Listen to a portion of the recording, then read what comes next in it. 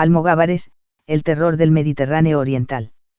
Los almogávares eran mercenarios aragoneses, aunque de mayoría catalana, por lo que la unidad militar que integraron en el siglo XIV fue conocida como la Gran Compañía Catalana.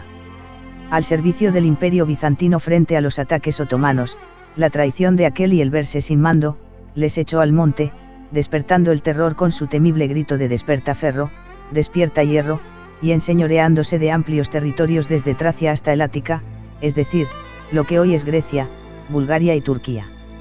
De hecho, incluso se convirtieron en señores feudales del Ducado de Atenas y Neopatria. En 2005, la Generalidad de Cataluña contribuyó a la restauración de la Torre del Tesoro del monasterio de Batopedi, situado en el monte Azous, Macedonia, norte de Grecia, como signo de reparación por los atropellos cometidos por aquellos mercenarios, ya que aunque en Aragón eran vistos como auténticos héroes, en aquellas tierras que sufrieron la conocida como venganza catalana la percepción era distinta. Una venganza que estaría justificada por la traición de los bizantinos, a cuyo auxilio acudió la Gran Compañía Catalana, para frenar la expansión otomana, que concluiría en 1452 con la conquista de Constantinopla y la definitiva caída del Imperio Romano de Oriente. Todo empezó cuando tras la paz de Caltabellota, en 1302, muchos soldados quedaron sin trabajo, momento en que Roger de Flor, un italiano de origen alemán, que había sido templario, ofreció sus servicios al emperador bizantino Andrónico II Paleólogo, que luchaba denodadamente contra los invasores otomanos en las fronteras orientales de su imperio en la península de Anatolia. Los almogávares derrotaron a los otomanos, pero como mercenarios que eran, exigían el pago pactado.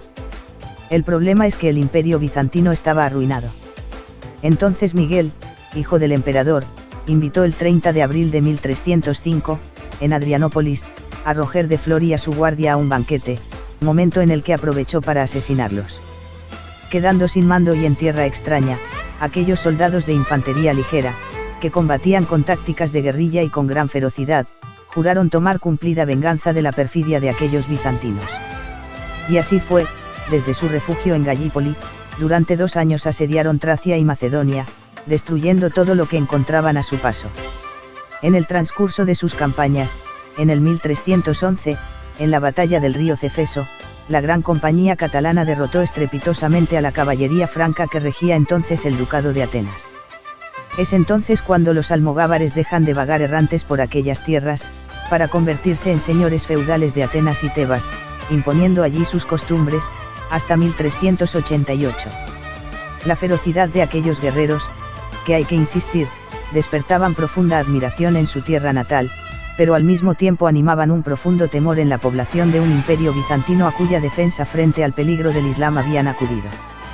Así, en Grecia, Bulgaria o Albania era muy popular el insulto "eres un catalán" común hasta el siglo XVII, catelanos era llamar a alguien despiadado, o apelar a la maldición de "que la venganza de los catalanes caiga sobre ti", expresión corriente hasta finales del siglo XIX.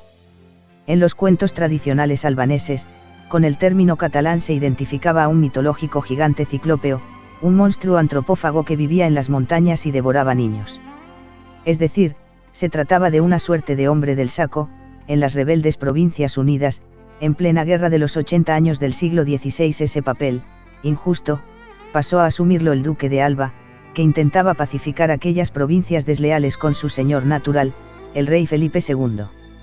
Y el folclore griego cuenta con la balada del castillo de Salouna, un poema épico en donde se cuenta la caída de Salouna, en 1394, después de 80 años de dominio de los almogávares, en estos términos: como el castillo de Salouna, ningún otro castillo existe, que tiene los címbalos de oro y las campanas de plata.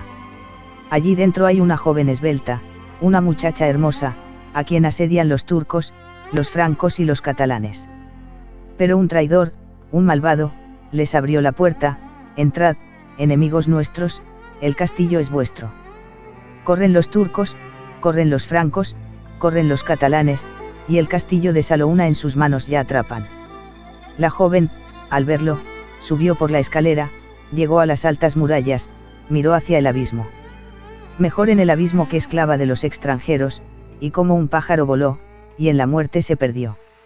La joven representa a Grecia, mientras que los címbalos de oro y las campanas de plata serían los Fadrique, es decir, la familia catalana que gobernó este condado con acierto durante años, logrando su prosperidad. El suicidio vendría a significar el declinar de los almogávares, tras la conquista de Salóuna por Bayazid I. También hay quien piensa que la muchacha podría referirse a María Fadrique de Aragón, hija de Luis Fadrique y Elena Asanina Cantacuceba, la última heredera del linaje catalán en Salóuna. Jesús Caraballo.